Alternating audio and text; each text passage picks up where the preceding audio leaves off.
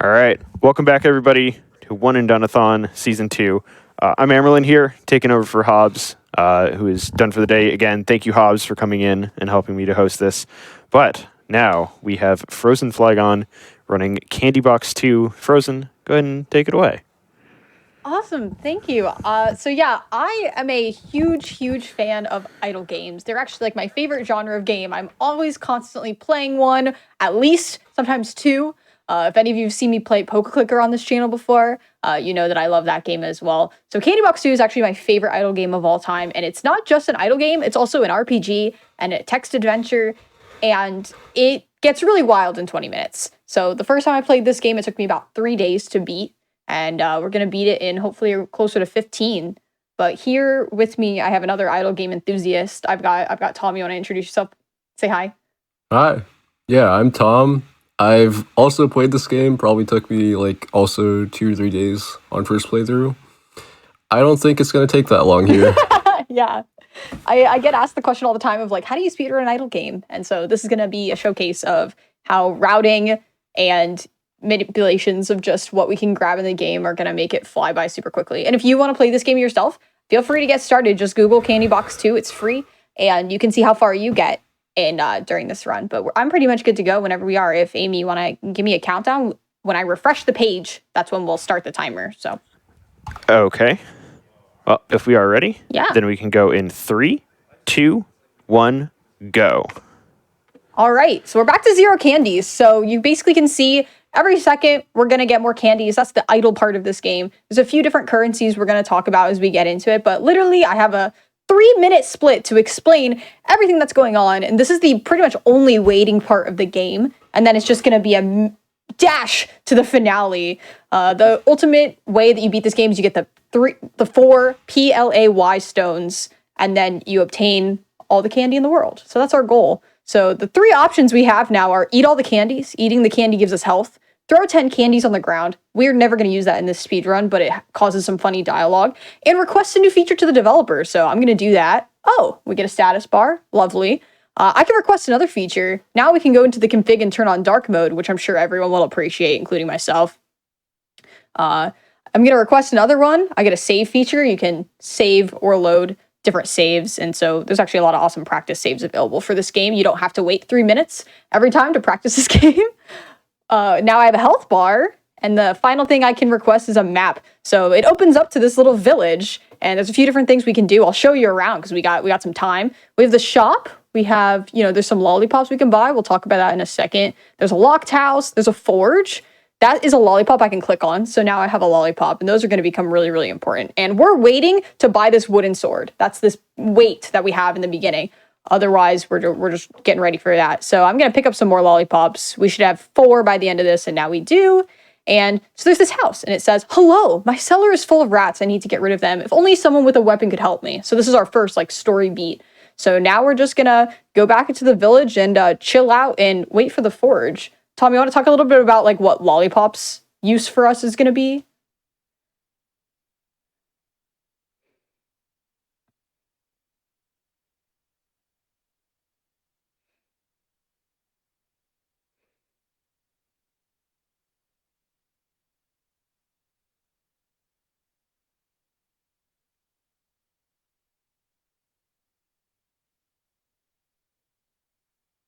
Oh, sorry.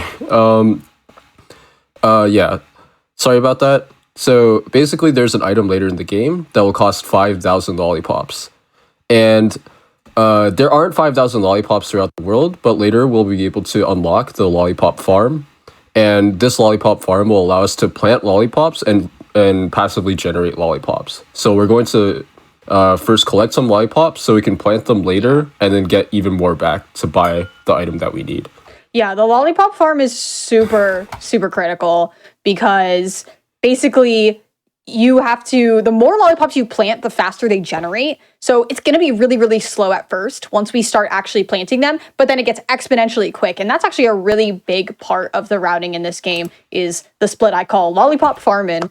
We got to just be focused on how we're planting the lollipops, and we'll definitely get into that. There's also another form of currency called the chocolate bar. The chocolate bar allows you to upgrade items. So we're gonna find other items. We have weapons, like we have the sword that we're gonna buy, but there's also items you can upgrade. And we're getting close to being able to buy our sword and go into the inventory. So then the run starts to really zoom after this. So I've got a wooden sword. I'm gonna go fight the rats. The rats are actually one of the most RNG heavy parts of the run. You can get between what, like 8 rats and 25 or something like that? I forget the exact number. Yeah, it's something like that. You can get more or less, but it's extremely unlikely. Yeah. And so it's kind of a centralized distribution, but you can see the rats do a certain amount of damage to myself. The next place we need to go, which is the desert, we need to have 60 health. You do regen health in the overworld, but we don't want to be sitting around waiting. So after we get out of the cellar, we're going to open up the big world map. So now, wow, we have a lot of places we can go. And we're going to talk to this squirrel. And I already know the answers to all these questions, which is great. They're little puzzles, which is kind of fun in the, if you're playing this casually. I'm going to buy the gloves. And now we can actually go to, I'm kidding. We have to go to the desert first. I have not, I did not buy the axe. You have not. I did that out of order, but that's okay.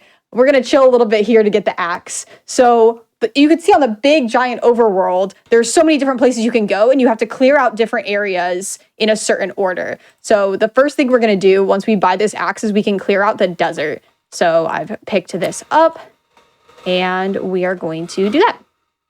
Again, you just run across the screen, the enemies do a certain amount of damage to you, you do damage based on what item you have equipped. And now we have 7 lollipops. And after we do this, we're going to plant 1 of them. And the reason for this is we want to actually wait till we get 10, so we plant them all at the same time to reduce the menuing that we have. But we want to start our lollipop generation now. So I'm going to go here, plant a lollipop. You can also see that that's on our overworld now. I've already bought the glove, so we're going to enchant it, and we're going to throw our candies into the well, which is very important because, wait, I didn't actually equip them. Throwing your candies into the well, it gets more and more expensive each time, but that's what heals you all the way. So it's a very important part of the run is going to the wishing well, upgrading your items, healing yourself. We're going to kill the troll here. The troll drops a very critical weapon, which is important. It also unlocks the witch's house. The witch has a lollipop at her house that we're going to pick up.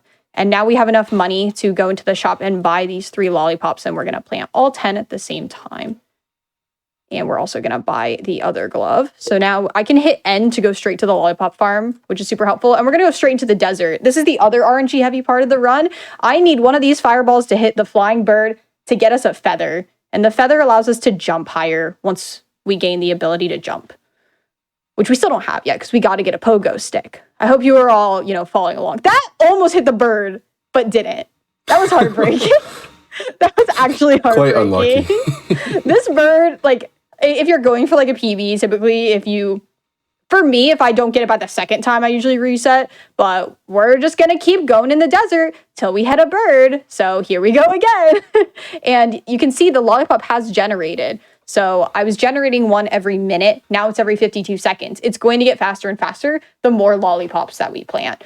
Come on, that one almost hit 2. All of them. How did all of those miss? Come on. This is oh, no. terrible. I typically hit a bird by the 3rd try. This is very unfortunate. Please hit the bird. Come on. Please hit there's 2 of them. There's 2 of them. Okay, there it is. There we go. I finally get to split. This is incredible. Okay, great. So we ended that. We're grabbing the pogo stick. Now that we've done that, we're going to upgrade the gloves for healing. So now we're going to do the troll's bludgeon, and we have healing gloves. This is super important because now we can heal in the middle of fights. And we have to fight the Octopus King, which is actually a quite difficult fight. There's a few different techniques you can do here. I'm going to employ the technique where I try and jump once it's taken damage and I get my health back. The rhythm of it is kind of strange to learn at first, but it's the fastest way to kill the Octopus King. Otherwise, you have to wait in between all of your jumps to heal yourself, and it's much slower. So shout outs to Kirby for this strat.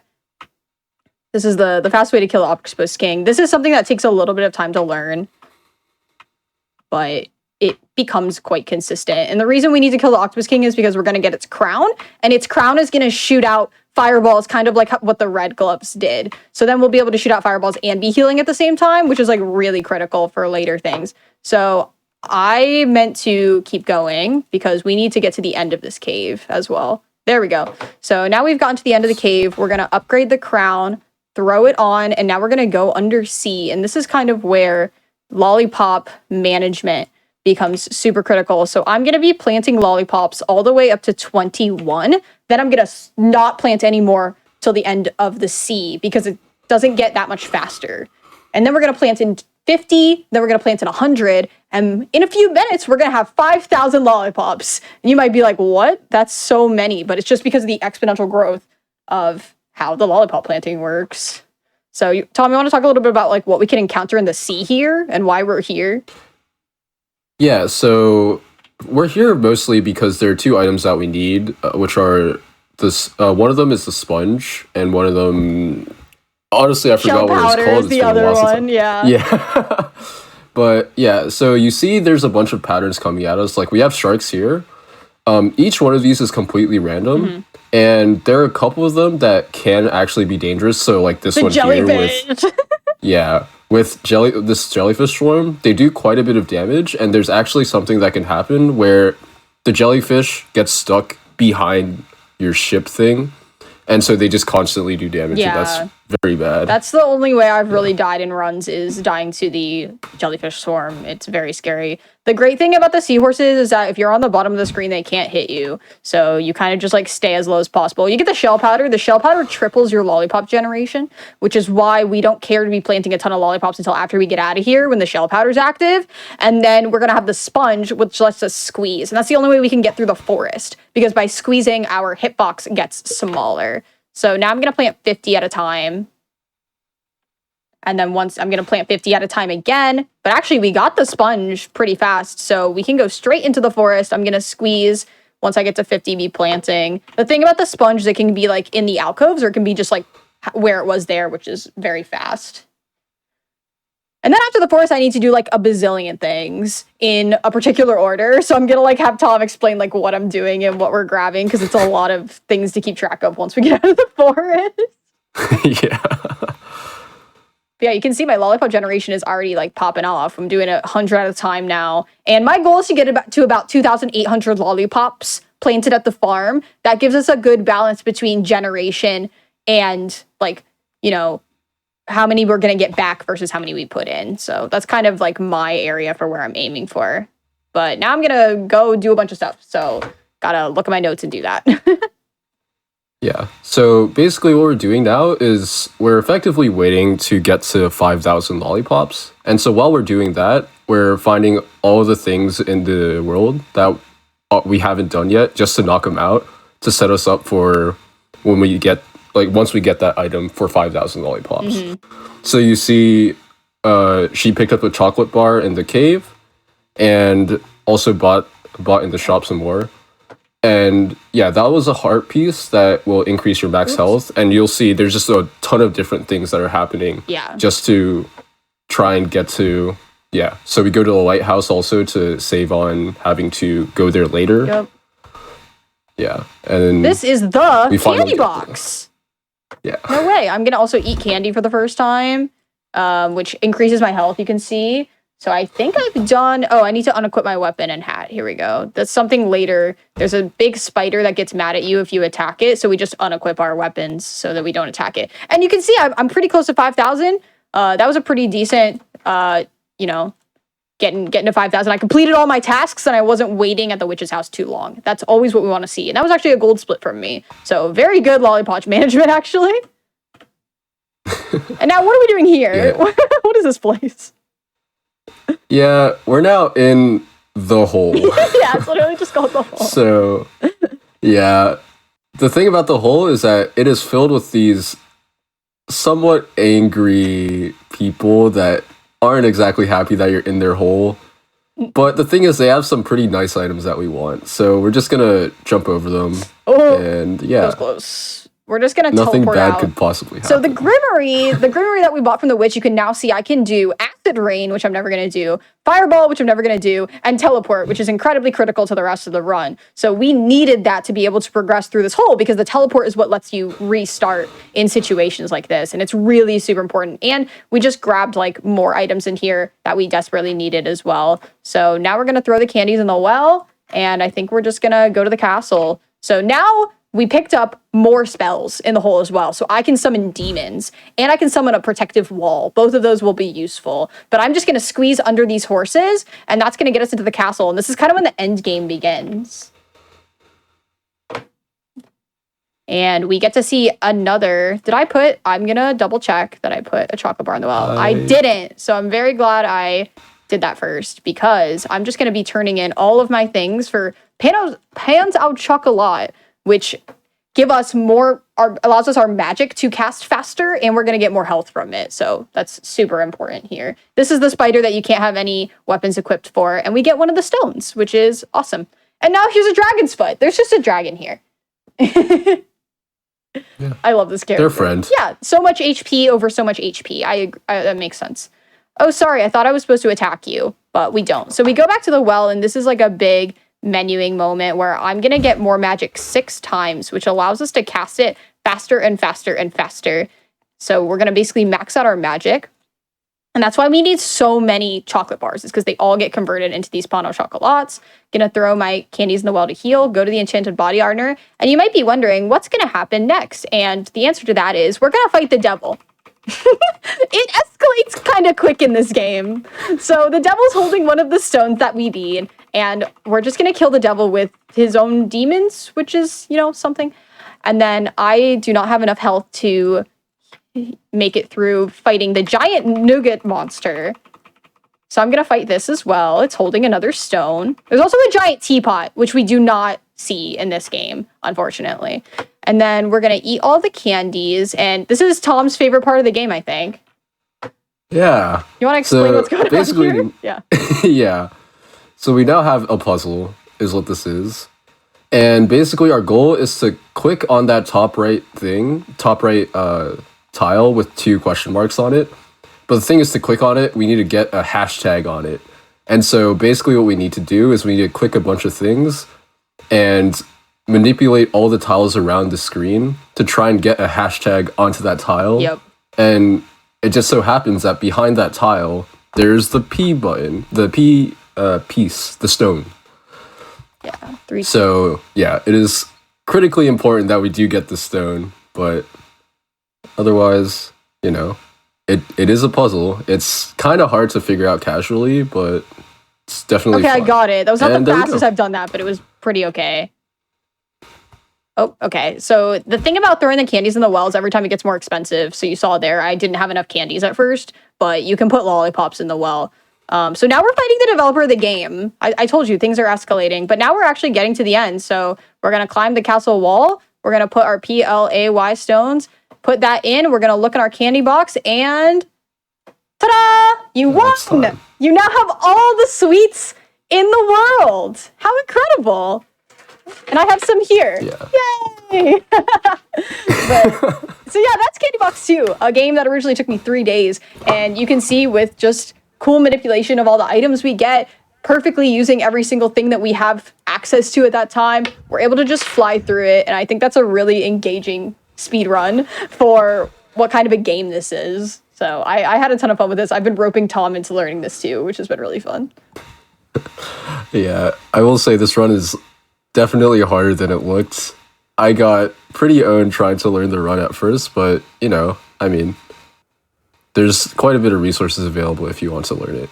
Yeah, there's a ton of practice saves available. The great thing about the save and load system is that you can there's a bunch of saves that we have on the speedrun.com leaderboard. So it's like, oh, I just want to practice the lighthouse. Oh, I just want to practice the octopus. It makes it so easy and so learnable. You don't need to wait the 3 minutes every single time. I basically just practice each section and then do a run.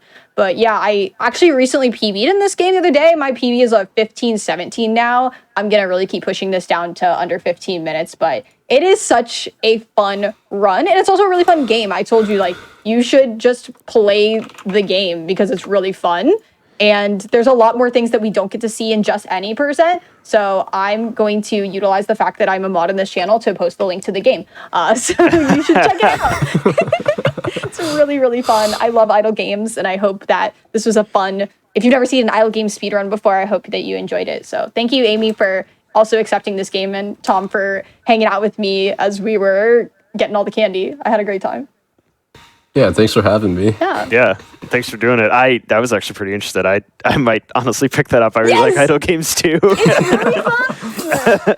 See, that's what I like about this marathon. You get to see games that you never expect to be like. That's why I wanted to showcase this is this one. sick. I think this is like the most unique speedrun I know, and it's just really it just shows off how routing is so critical to speedrunning and things like this. It's amazing. Yeah, for sure. All right. Well, thank you very much, Frozen, for the run, and thank you for coming on and showing off. But unfortunately, as we say in One-and-Done-athon, goodbye forever, Frozen Flygon. Goodbye forever. And look at this. We finally have a dry erase marker. Thank you, Worm, who came in and found it, got me out of there. I hope I drew that hair bow right. It definitely did not look like a fairy from Legend of Zelda. I've played video games. You know video games? Job. I've played them. No All right. So we're going to go to a quick break. And right after that, we'll be right back with Kingdom Hearts Kingdom Hearts in general. IBA All Day is going to be running a max level super boss rush across 3 of the games. So definitely come back and check that out. We'll be right back.